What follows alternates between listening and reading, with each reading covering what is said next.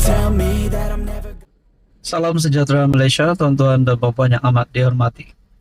Tak sangka sekali begitu cepat tular di media sosial dan juga menjadi bahan kempen bagi pilihan raya yang akan diadakan dalam masa terdekat ini.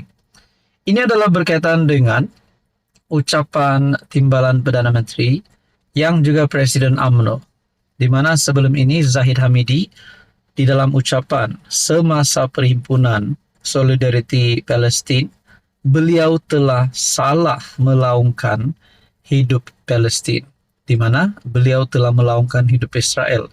Dan perkara ini menimbulkan banyak kecaman di kalangan netizen dan terutamanya kepimpinan politik juga.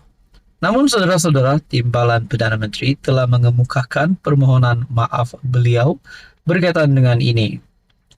Dan akhirnya apa keputusan UMNO yang terkini?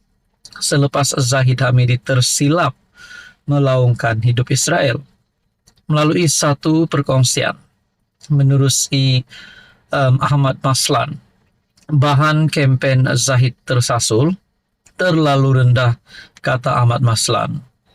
Tindakan pembangkang menggunakan isu Presiden UMNO Ahmad Zahid tersasul ketika Himpunan Pembebasan Palestin disifatkan terlalu rendah untuk ditularkan. Ini kerana faktor kepenatan dengan jadual yang padat, kata ahli Majlis Kerja Tertinggi UMNO Ahmad Maslan membuatkan timbalan Perdana Menteri tersasul ketika menyampaikan ucapannya. Bahkan Ahmad Zahid tahu yang majlis berkenaan bertujuan memberi sokongan kepada umat Islam di Palestin. Majlis itu ialah majlis untuk Palestin. Takkanlah Datuk Zahid sengaja.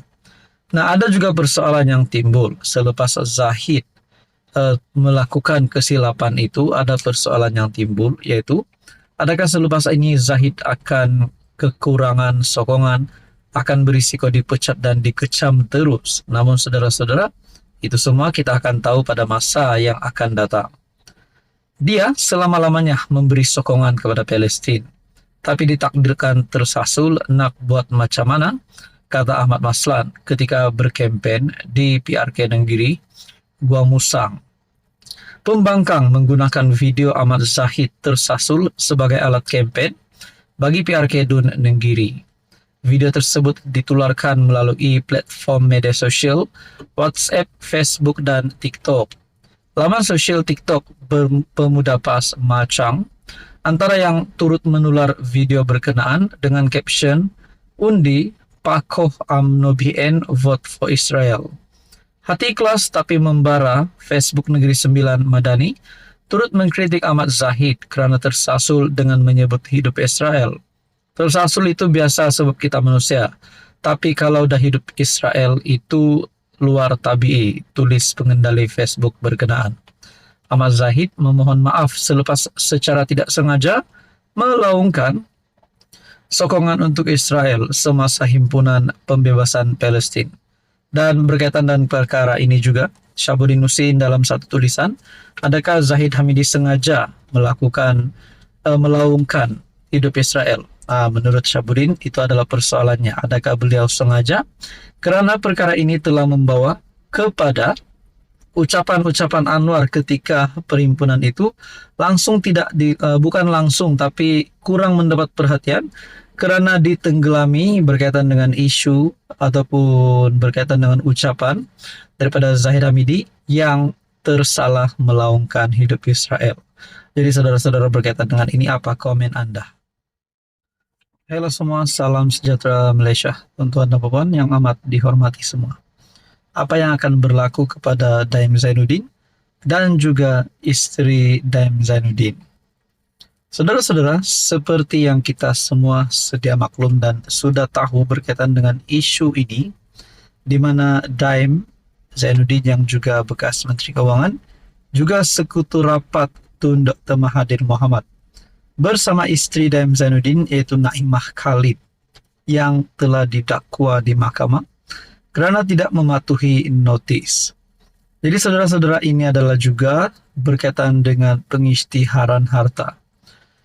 Ramai rakyat Malaysia yang sudah memahami ataupun sudah mempunyai satu pemahaman bahwa Tun Daim Zainuddin adalah bilioner ataupun jutawan. Kalau setakat 10.000 rasanya Daim Zainuddin tak kecut. Namun saudara-saudara, berkaitan dengan hukuman penjara, adakah Daim Zainuddin dan istrinya berisiko untuk ditangkap masuk penjara sekiranya selepas mereka didakwa mereka akan kalah di mahkamah dan mereka berisiko untuk dipenjara? Jadi saudara-saudara, ramai yang sudah mendapat maklumat ini, di mana istri Daim sudah didakwa, di mana SPRM sendiri telah membuat kenyataan melalui Ketua Pesuruhjaya SPRM Tan Sri Azam Baki mengesahkan toh Puan Naimah Khalid yang juga istri bekas Menteri Kewangan Daim Zainuddin akan didakwa di Mahkamah Session, yaitu pada 23 Januari 2024 yang lalu. Ya, saya sahkan, kata Azam Baki. Difahamkan Naimah didakwa mengikut Seksyen 36 dalam kurungan 2 SPRM 2009 kerana gagal mematuhi notis meminta untuk mendedahkan maklumat mengenai aset. Dan begitu juga bagi Daim Zainuddin. Daim yang didakwa tidak isytihar harta. Bekas Menteri Kewangan Tun Dr. Daim Zainuddin mengaku tidak bersalah di Mahkamah Session atas satu pertuduhan gagal mematuhi notis SPRM dengan tidak mengisytiharkan 70 aset hartanya dan satu bank account Disember tahun lalu. Faham, saya tidak bersalah, minta bicara, kata Daim dalam nada yang perlahan. Saudara-saudara yang amat dihormati, mungkin ada yang cakap Daim kritikal, bukan kerana kesihatan, tapi kerana keadaannya yang sedang didakwa. Namun saudara-saudara kita juga tahu, Daim Zainuddin juga sendiri, rakyat Malaysia sudah menerima kabar duka cita di mana Daim Zainuddin yang telah disahkan buta matanya di sebelah. Jadi saudara-saudara, adakah perkara ini selepas Daim Zainuddin dan istrinya didakwa, adakah mereka berisiko untuk ditangkap? Mungkin kalau benar pun mereka bersalah, adakah mereka akan ditangkap, dimasuk penjara? Mungkin bersama Najib di penjara Kajang, kita pun tak tahu. Dan persoalannya seterusnya, kalau mereka bersalah, agak-agak berapa tahun Daim Zainuddin dan istrinya akan dipenjara? Mungkin 5 tahun, 10 tahun, kita pun tak tahu. Jadi saudara-saudara, berkaitan dengan ini, kita nantikan saja keputusan terkini dan update terkini berkaitan dengan kes Daim Zainuddin dan juga istrinya. Saudara-saudara, apa komen Anda?